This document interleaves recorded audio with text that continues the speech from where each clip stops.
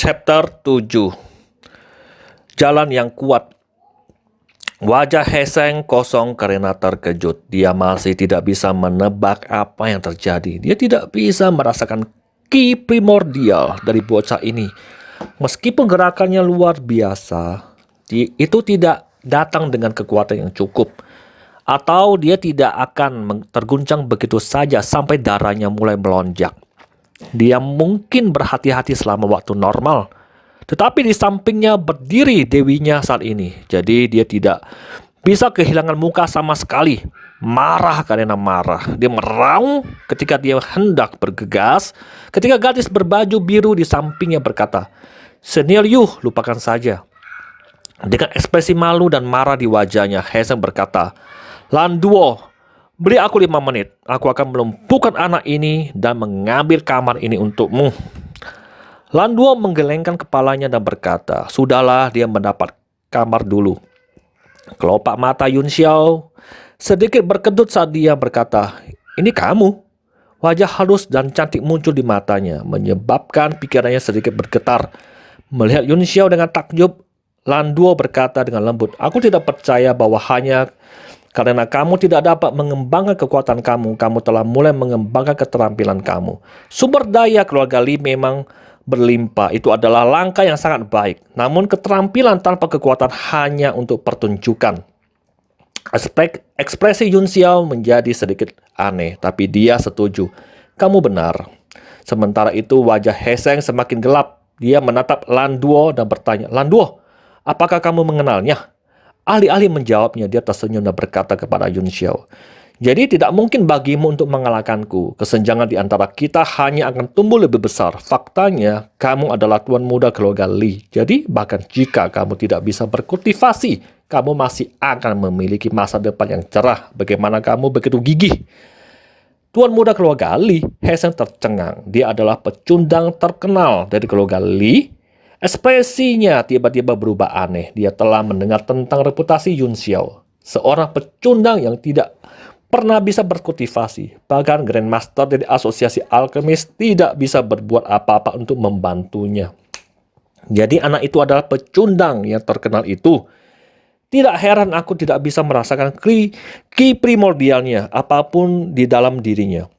Aku mengerti, jadi dia telah mengambil jalur keterampilan. Prajurit dengan keterampilan luar biasa memiliki keunggulan alami dalam bertarung melawan lawan dengan peringkat yang sama. Tapi tidak peduli berapa banyak keterampilan yang dia kuasai, itu tidak berguna di hadapan seorang ahli yang kekuatannya 10 kali lebih besar.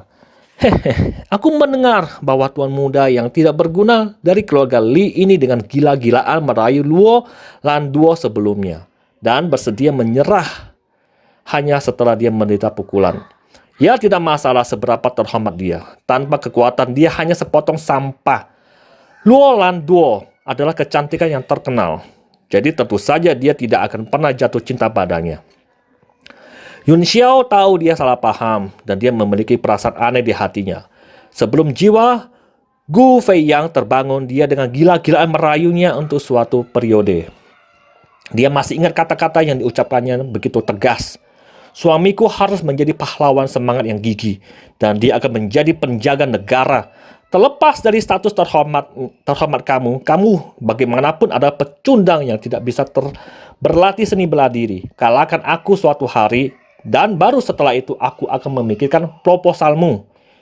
Dia juga ingat betapa besar pukulan yang diberikan kata-kata itu kepadanya, sehingga membuatnya semakin meninggalkan dirinya sendiri. Tapi sekarang dia bukan lagi Li Yun Xiao yang sederhana. Dia adalah Gu Feiyang. Dia telah bertemu begitu banyak wanita cantik yang tak tertandingi di kehidupan sebelumnya, yang telah berlutut dan menangis dan memohon padanya untuk menerima mereka. Jika mereka berpegangan tangan, mereka bahkan bisa mengelilingi seluruh alam bela diri surgawi 2 kali. Untuk semua kelembutan dan kecantikannya, Luo Lan Duo jatuh dari kecantikan yang sudah bosan dia lihat di kehidupan sebelumnya. Akibatnya hatinya dipenuhi dengan perasaan aneh sekarang. Apa?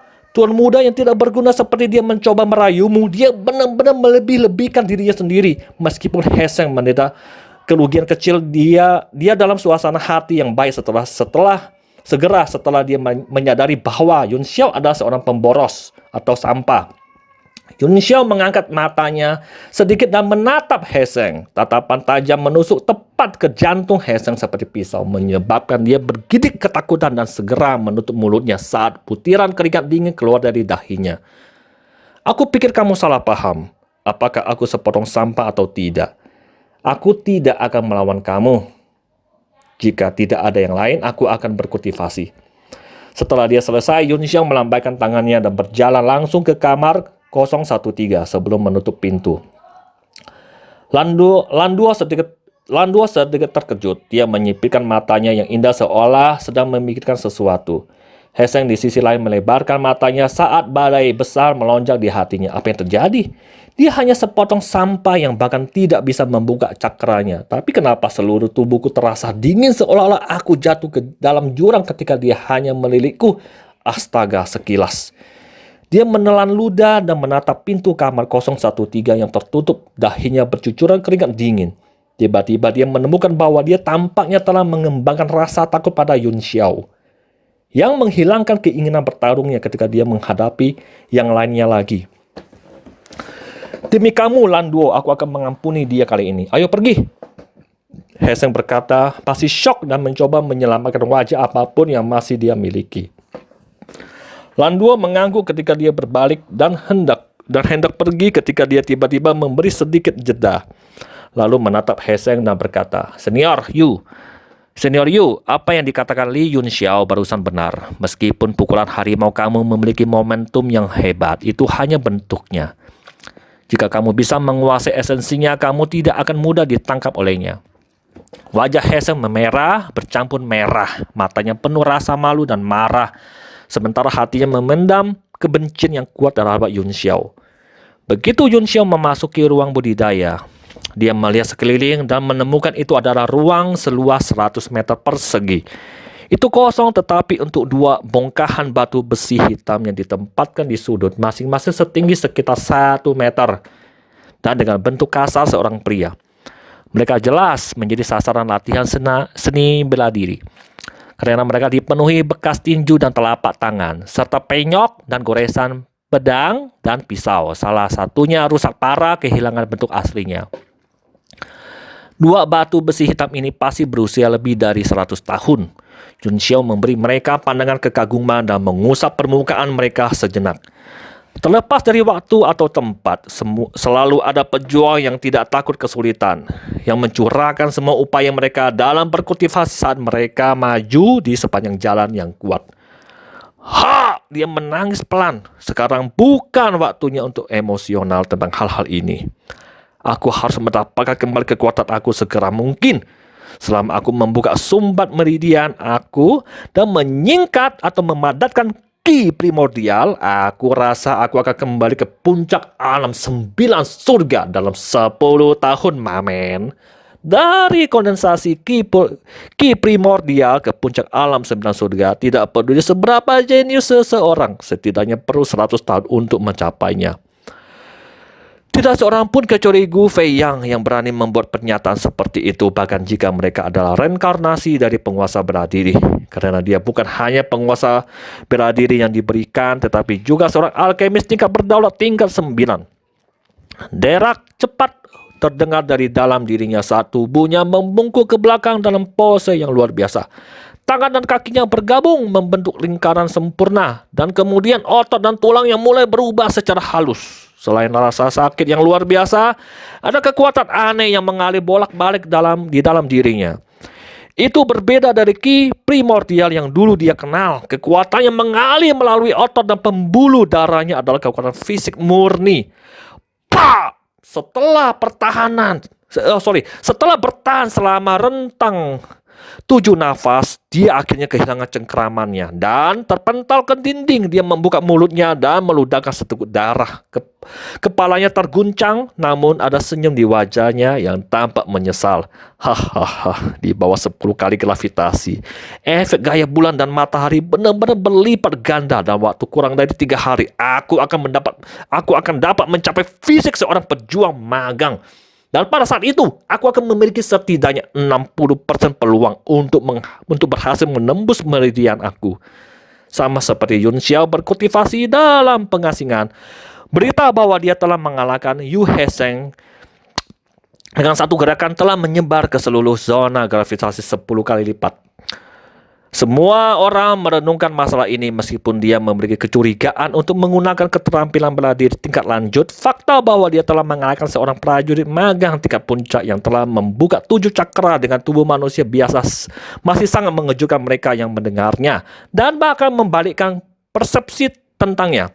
Beberapa prajurit magang, para siswa yang ada di sana pada saat itu semuanya memperoleh sesuatu setelah banyak merenung, dan sosok Li Yun Xiao bertepatri di benak mereka. Lan Duo dan Heseng meninggalkan zona gravitasi sehari kemudian. Namun saat Heseng pergi, dia menatap dengan tajam ke pintu kamar 013, berharap dia bisa menanam pilihan itu di dalam. 3 hari kemudian, pintu kamar 013 akhirnya terbuka dan seorang pria berlumuran darah keluar dari sana. Para siswa yang menunggu keamanan mereka di area umum semuanya ngeri. Siapa pria ini? Wajahnya tidak terawat, tetapi ketika siswa lain pergi dari sini, mereka tidak kalah berantakan. Pertanyaannya adalah dia tidak hanya terlihat menyedihkan, seluruh tubuhnya berlumuran darah membuatnya terlihat sangat mengerikan. Lapisan tebal darah yang mengeras menutupi permukaan tubuhnya seperti baju zirah berdarah, mencuat seperti ibu jari yang sakit, dan dari tubuhnya tercium bau keringat dan darah yang menyengat, membuat semua murid merasa perutnya melilit. Bahkan beberapa mahasiswi mulai muntah karena tidak tahan. Selain sepasang matanya yang cerah, dia sama sekali tidak terlihat seperti laki-laki. Di bawah tatapan ngeri dan kerumunan, Yun Xiao berjalan langsung ke susunan teleportasi dan menghilang dari zona gravitasi 10 kali lipat. Apa yang tidak diperhatikan oleh siapapun adalah ketika dia pertama kali tiba di sini, dia harus berhenti setelah setiap langkah sambil terengah-engah. Tetapi sekarang dia pergi, dia tampak santai seolah-olah dia sedang berjalan di tanah datar. Siapa itu? Aku tidak percaya. Dia menyiksa dirinya sampai dia terlihat seperti hantu. Apakah dia harus bekerja sangat keras? Kamu tidak tahu jika aku ingat dengan benar, itu adalah Li Yun Xiao yang telah mengalahkan Yu Heseng dengan satu gerakan. Apa? Itu dia? Tidak heran dia bisa mengalahkan prajurit magang tingkat puncak meskipun meridiannya tersumbat. Jadi dia telah berkultivasi dengan sangat putus asa. Hehehe, itulah kekuatan cinta. Luo Lan Duo berjanji padanya bahwa dia akan memberinya kesempatan untuk merayunya jika dia bisa mengalahkannya.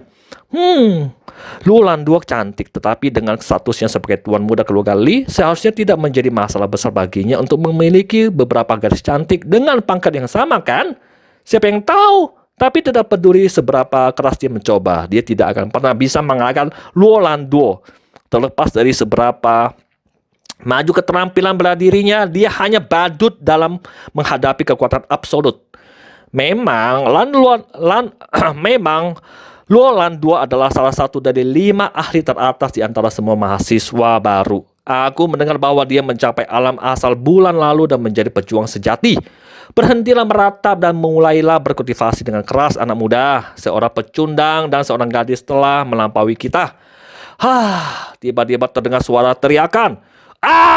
Tiba-tiba terdengar suara teriakan. Semua orang mendongak dan melihat siswa yang akan memasuki kamar 013 berdiri di depan pintu dengan wajah kosong. See you next episode, guys.